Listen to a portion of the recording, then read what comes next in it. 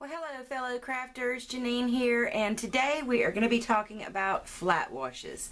You would think that gradient washes would be the more difficult of the watercolor washes to do, but actually getting a flat wash that is flat, even in color all the way across an entire background or whatever you're needing to do a flat wash in can actually be more difficult than doing gradient washes.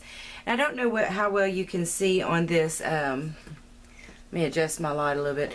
But I purchased a square because I just thought it would make line making so much easier, and I was absolutely right. It was so much easier to make some nice squares and rectangles on this paper using that. But as you can see here, I just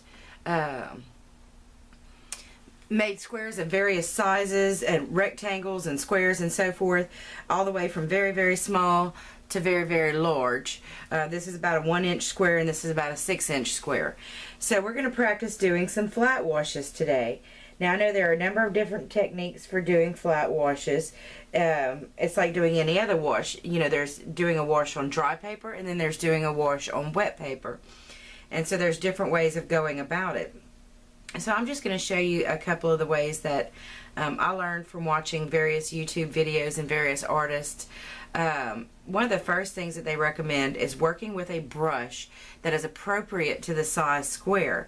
And that could end up meaning halfway through you have to change brushes because the brush you're working with is either too large or too small. And there's a couple of different brushes you can use for doing that. There's flat brushes and there's round brushes. And today I'm going to start with a round brush, and this is a number 10 Simply Simmons that I'm going to work with on this 2-inch square here. And it doesn't matter, the dimension, the exact dimension and size of each square here is not what's important. What's important is recognizing the right size brush for the right size area, and then controlling the paint and moisture so that you can cover as broad of an area as quickly as possible. And that's how you're going to keep a nice even color all the way across the image. And you know, as children, we learn to, you know, when we're coloring, we outline the image to mark our borders and then start coloring the inside. Well, that's not how it works with a flat wash. You need to choose a corner to start in and then work out from that corner, and they call it a leading edge, and you just work your color across and down that leading edge, and quickly, because you want to make sure that you get the entire surface covered so that there are no hard edges and no blooms. So I'm going to go ahead and get my brush wet, and as usual I have a towel to help me get moisture off of the handle and ferrule. So right now what I've got is a very wet brush. Now I'm going to wet it and soak it thoroughly with let me see if I can put the corner of my palette here. So I'm going to work on getting plenty of pigment, and this is a Prussian blue I'm working with here.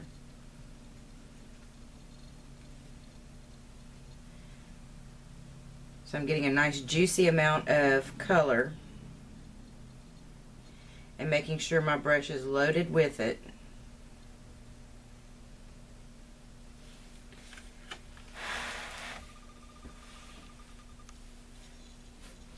And I think I'm going to start, I was going to start with that 2-inch square. I think I'm going to go to this 3-inch square and start, because this 10 brush looks a little bit too big for that.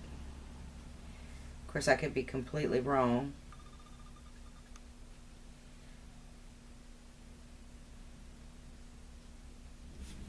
Make sure you keep your brush full of pigment, full of paint.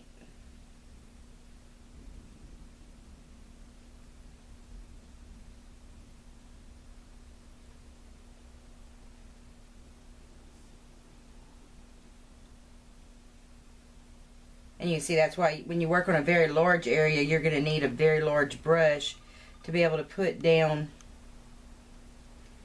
paint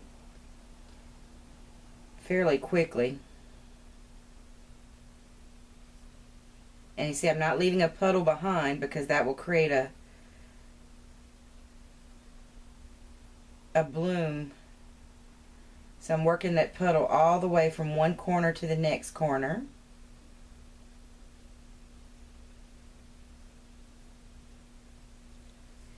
And I've got a little bit of pigment left there, a little puddle of pigment, and I'm going to rinse my brush, and now I'm drying it off really well. And I'm going to use that dry brush to sop up that little puddle. And any other little puddles along the edge. Alright, well, we just did our first flat wash. Let me move my lamp so it's not glaring on it. So you can see nice even tone of color from one corner to the next. Now I'm going to switch to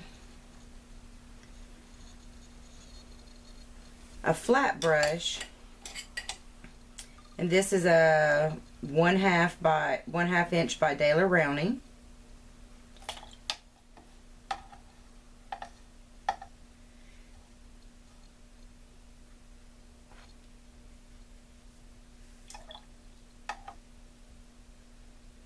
And I'm picking up some dioxazine purple. I'm sorry, dioxazine violet. I'm trying to make me a nice big puddle here.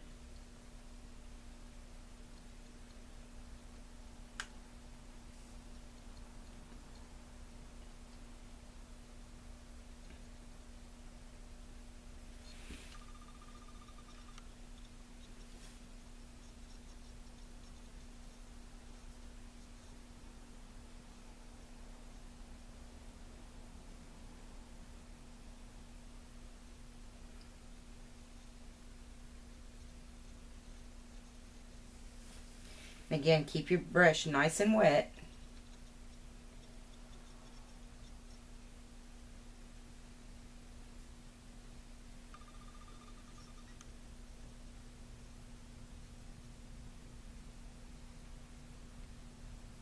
And move that puddle across your leading edge.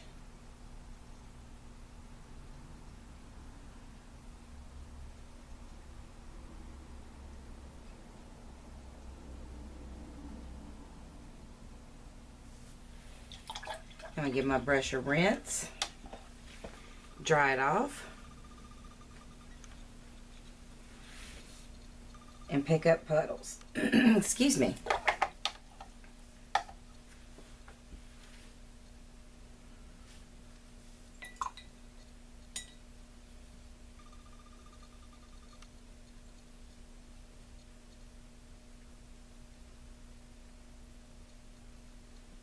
Okay. If I fuss with that too much, I'm going to ruin the wash.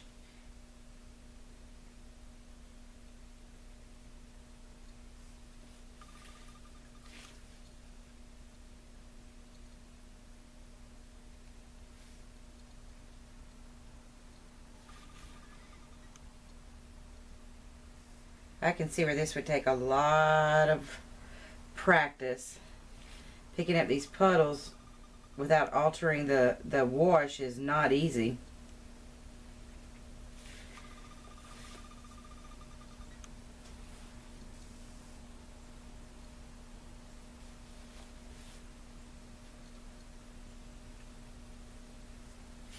See, it's not as flat. Where I went back with my brush, it's not as flat as it was.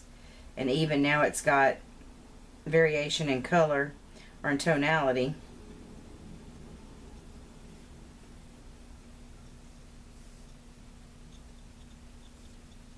And it doesn't help that my paper is starting to warp on me a little bit. Okay, we're going to leave that be. Give my brush another good rinse.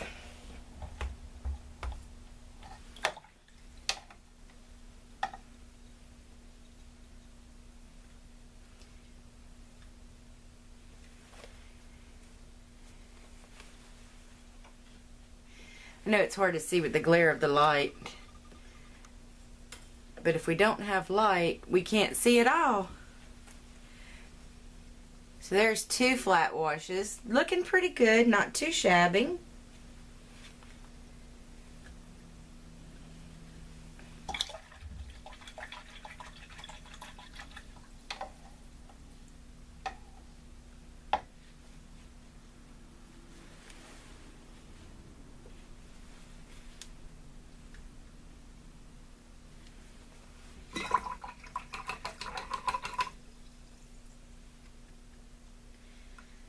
Alright, now I'm putting a puddle of water down on my palette, and I'm going to pick up a little permanent gamboge. I just love that color. I don't know what it is about it.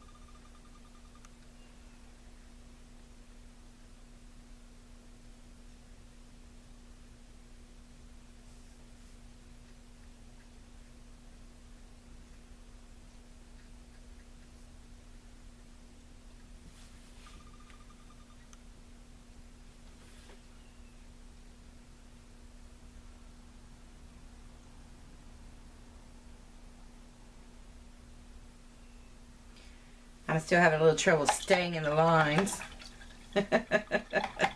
That's another technique I need to work on.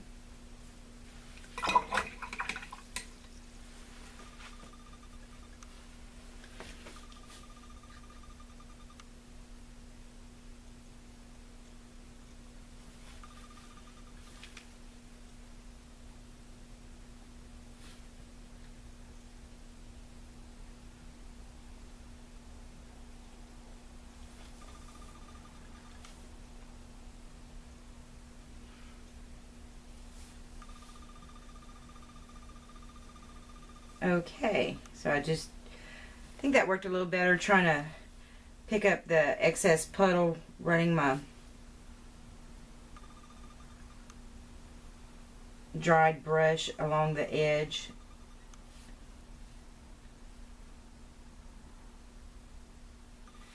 I'm going to tilt it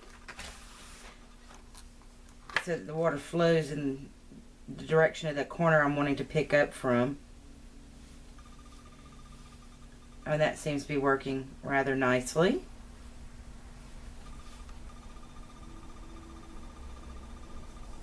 So I'm causing the water to run in the direction of my brush.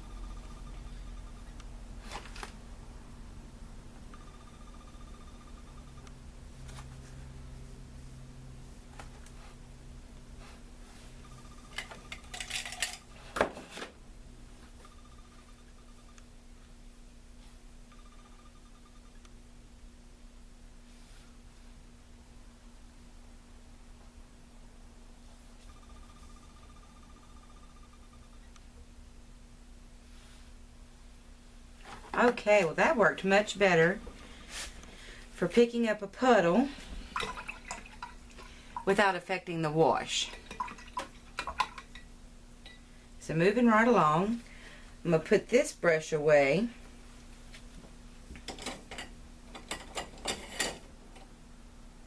And pick up a 1-inch flat. This is by Tom Jones, and it's got an acrylic handle with a scraper on the end.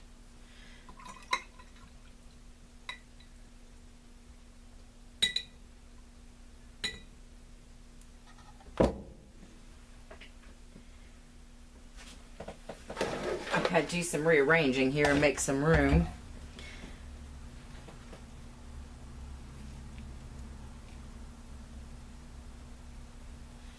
Alright, I'm picking up some alizarin crimson. And all the paints I'm using today are Turner Artist watercolor paints.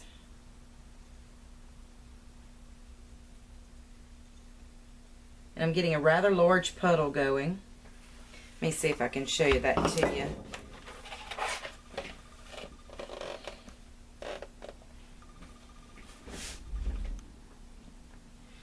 I'm trying to get a nice big puddle of water because I want to make sure we've got enough paint.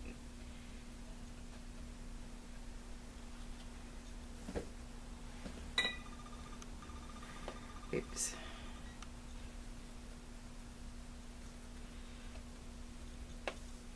So we can get all, I'm going to do this big square now. Okay. So again, starting at a corner.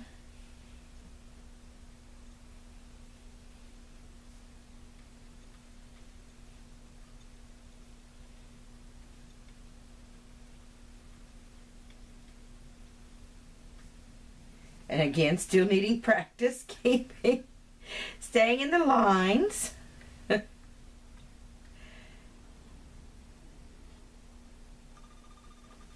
Again, I'm going to tilt my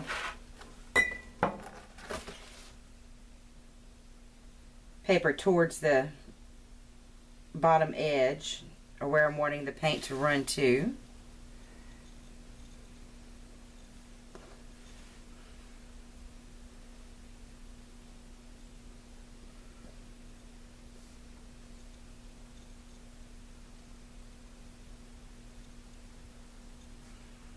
Okay, now I'm going to rinse.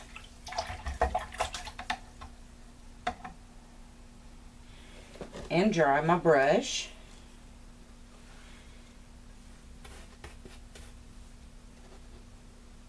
And with that dried brush, I'm going to pick up the excess water along the edge.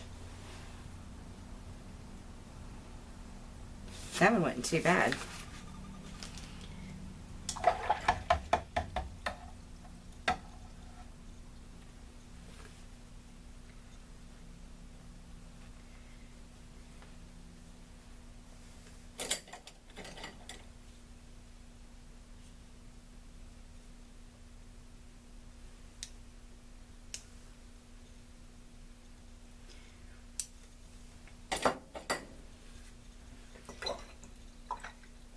Okay, what color should we work with next? How about, we haven't done a green yet, so how about some Hooker's green?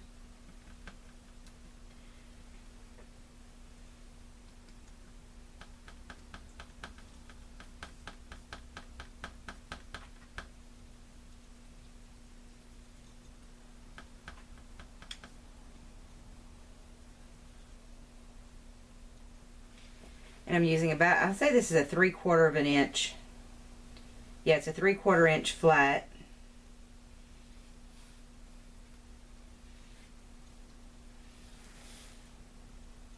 This is a plaid kind of multi-purpose brush. I don't think it's the best brush for this. I bought it in a large pack of brushes. There was probably 20 brushes in the pack for around $10. Got it from Walmart. So these are more of a multi-purpose crafting brush, but it's the only brush I have this size.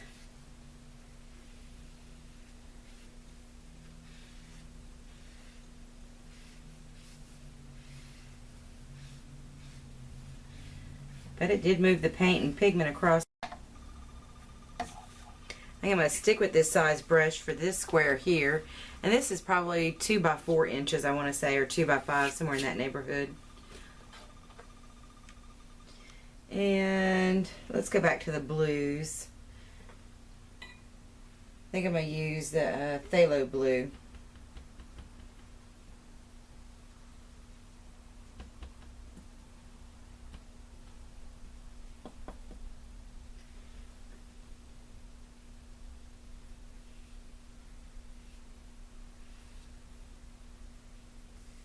Oh, these colors are so rich and vibrant. They are just a pleasure to work with.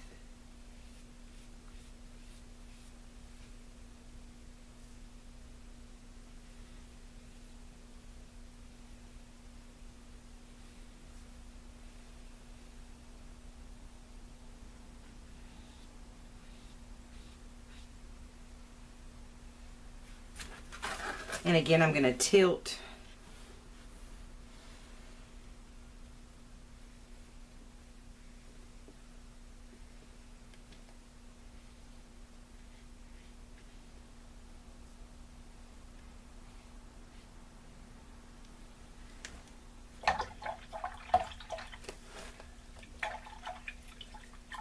Look at how gorgeous that color is. That phthalo blue. This is a green shade. Phthalo blue. Isn't that beautiful? Alright, now we've got some little bitty squares down here on the bottom.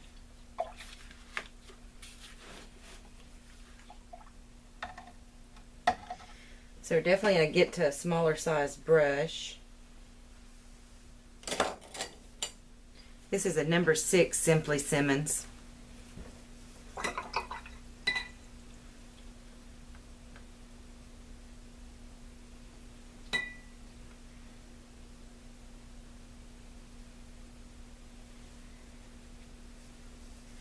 I'm going to put a little clean water. I'm going to use my squirter just to squirt some clean water on my palette. I think it'd be an easier way to get some fresh water on there. And I need to freshen up my yellow a little bit. This is some lemon yellow, or permanent lemon, I believe.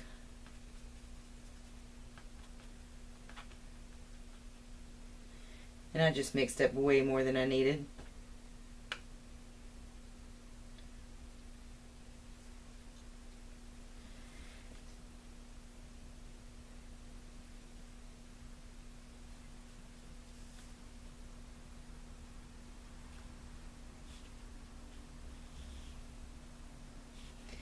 Yep, I definitely see nice and wet and juicy paint.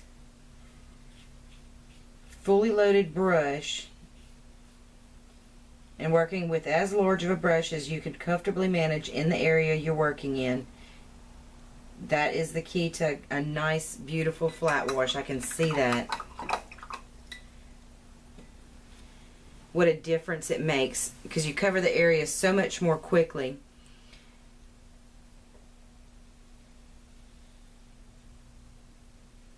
And get the pigment spread evenly. Alright, last two squares, and I think I'm going to stick with this number 6 for them. Let's see, what else have we got here? How about an ultramarine blue?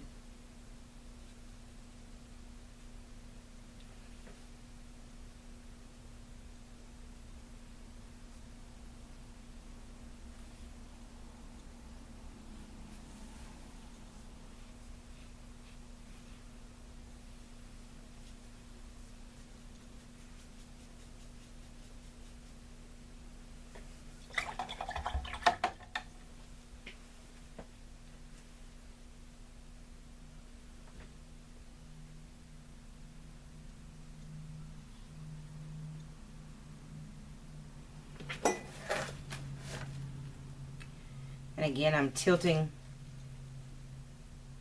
my paper in the direction that I want the paint to flow to.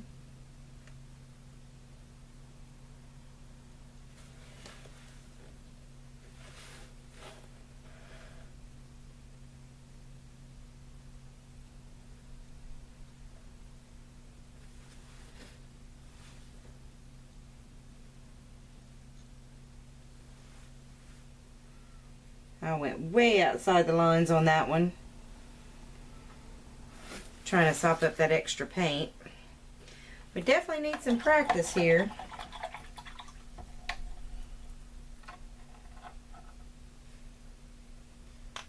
Okay, and how about a little bit of quinacridone magenta for this last little square.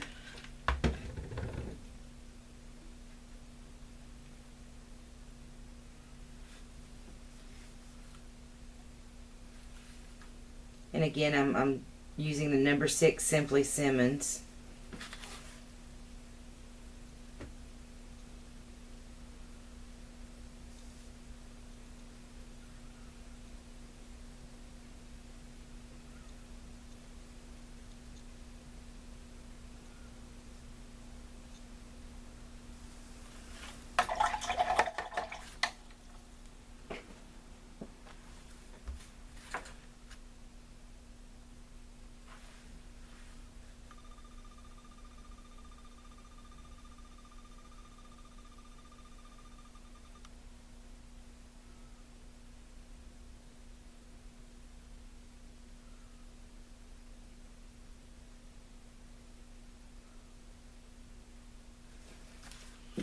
Okay, there we have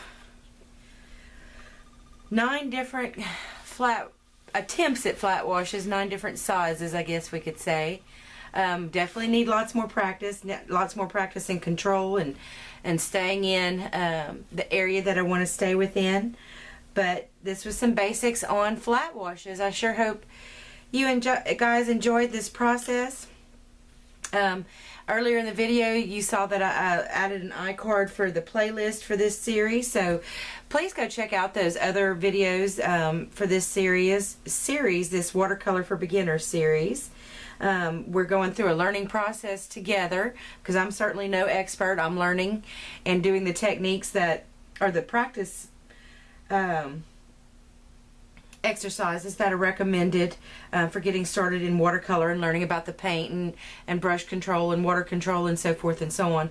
So I invite you to come on this journey with me as I learn to I learn watercolor skills, and hopefully you'll learn those same watercolor skills along with me and you won't feel as intimidated. I know that's one of the things, watching somebody that's been watercoloring for 20 years and then trying to do what I see them do and it not coming out the way it comes out for them. Well, that's because they've got 20 years of honing these skills, whereas we're novices, we're beginners. So maybe watching me and going through it with me, you won't feel it that intimidated either. I know the way that I feel a little bit intimidated watching, more seasoned professionals doing this. So please come on this watercolor journey with me. Check out that playlist and go through these exercises with me. And maybe when we come out the other side, we'll all be more experienced watercolorists who make beautiful, beautiful art. But anyway, as you know, it does take time and effort, and it does cost to bring you these videos. So if you would like to help me cover the expenses, there's going to be an iCard right about here where you can click on that and help donate to Janine's Craft Room so that I can bring more of this content to you. Help me cover the production expenses of bringing this content to you. If you can't do that, that is okay. Don't feel obligated. Don't feel like you can't watch the series because of that.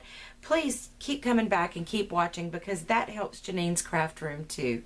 And right about here you're going to see, let me see if I can get the right placement. Right about here you're going to see my picture. And if you'll click on that, it'll bring you to my homepage where you can subscribe to Janine's Craft Room. So please subscribe, and that way you'll get notified every time I put out a new video.